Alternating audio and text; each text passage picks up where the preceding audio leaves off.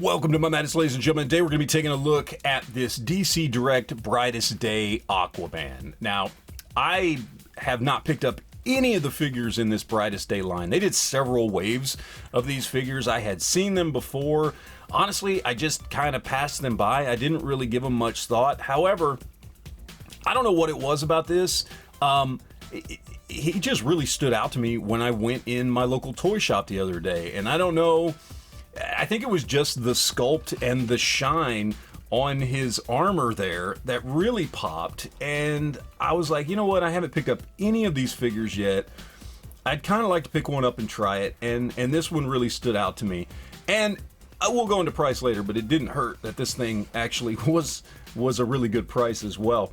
But you can see some of the other figures in this particular wave with Green Arrow, Deadman, and Hawkgirl. There's a bunch of other figures here. You've got Hawk and Dove and Jade and Aqualad's there, Firestorm, Martian Manhunter, Mira, Hawkman. They did several waves of these, and you know, we're gonna crack this one open, see what it's like, and see if this might be a DC Direct line that I'm interested in picking up more figures for, and also to see if this is something that still works if you are a modern collector. So let's go ahead, crack it open, and see what we got. All right, so here we have him. He doesn't come with much. He does come with a Brightest Day stand, and of course, he comes with his trident. It's not a trident, but what's a 5-dent? I don't know, whatever that thing's called. Figure itself, I gotta be honest, looks really, really good. The shine on his scale mail armor there, which is honestly what popped to me in the package, looks really good, really well sculpted and detailed. The head sculpt's pretty good. It's not the best Aquaman head sculpt I have seen, but looks really good. Really just kind of a classic Aquaman costume. You know, nice shiny belt, everything. It's just a good classic Aquaman, and I like it. It looks really good, and like I said, just something about the way they did the scale mail on this guy. Just that's kind of what does it for me, to be honest. As far as articulation, it's pretty basic except for one thing. As far as for this era of DC Direct, so you've got no torso articulation whatsoever.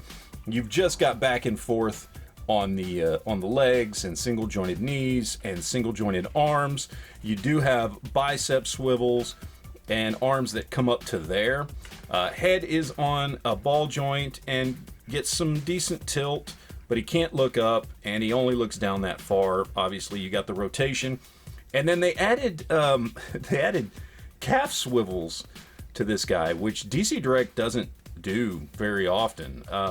But you've got those on there. Would have rather seen thigh swivels, personally. If you're going to do one or the other, I'd prefer thigh swivels, but got calf swivels on there, which kind of stands out for a DC Direct figure.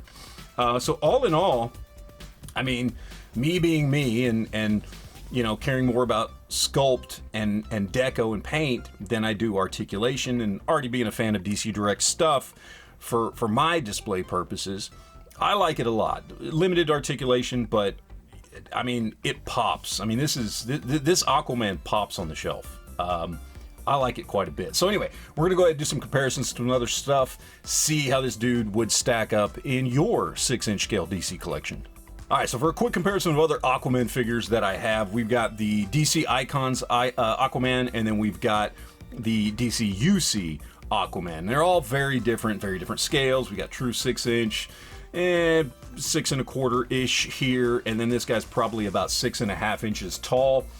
He's gonna, height-wise, have more in common with Marvel Legends than the other two are. This is probably still my favorite, I think. I mean, this fits in better with my collection because I got a lot of DC UC figures, and the sculpt on this guy's really good, but it's just the deco on this guy that really, really pops. I do like that head sculpt a little bit better. The Icons is not the greatest figure, but it has amazing articulation.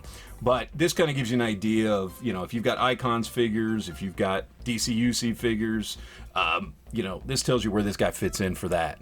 All right, since this is Brightest Day, right, I figured I'd throw a couple of Green Lantern figures in here, also from Mattel. So DCUC Modern Hal Jordan and Mattel's DC Multiverse Kyle Rayner. Now, I think these two go together really good because Aquaman should be bigger than Kyle Rayner. These are way off because DCUC just at that point just skewed smaller. But again, if your collection is a lot of Mattel stuff, this will tell you where this guy fits in. All right, so for some DC Direct and import comparisons here, we've got a DC Direct Red Sun and Mafex Steel. I think these work well together. The only thing I can say about these, he's probably slightly taller than both of them, but comparatively, he's got a large head, especially compared to Steel here, and even compared to Superman here. His head is much larger, even though, like, this buck here, this body, this upper torso, and Mafex's Steel's upper torso as well, are both bigger than Aquaman's, and they both have smaller heads, which technically make them more comic accurate and him a little bit more skewing towards maybe a realistic look. So it's a little bit off. I bet if you did a head swap on him with a smaller Aquaman head, he'd fit in really well with these. All right, so let's talk about price here. I paid $10 for this dude. He was in a little clearance section in my local toy shop, and obviously at that price, it's a no-brainer. Yeah, hell yeah, it's worth it. But like, at what point would I say this figure's too expensive? I'd probably give it around that $20 mark. Like, I would probably pay up to $20 for this guy if he was new in package. Out of package, no. I love the upper torso. I love just the way they did the scale mail and the deco on that. Obviously, articulation, nothing to speak of here because it's DC Direct. And I do think for this buck and for it to fit in with most of my collection, the head is a little too big, a little too realistic looking compared to a lot of the other more comic book accurate or even animated style figures that I have. So I might actually end up doing like a head swap on him with maybe like a DCUC or something like that type of figure to kind of shrink that head a little bit, and I think he'll fit in much better.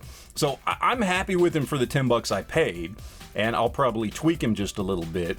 And if you like this style and don't mind the larger head, then I'd say it's worth up to about $20. However, for me, it's going to require some tweaking to really fit into my collection. And I'm okay with that for the price I paid. But yeah, I mean, I think it's still worth it. That is pretty much it. Let me know in the comment section down below what you think, guys. I appreciate you watching, and always remember to enjoy your collection.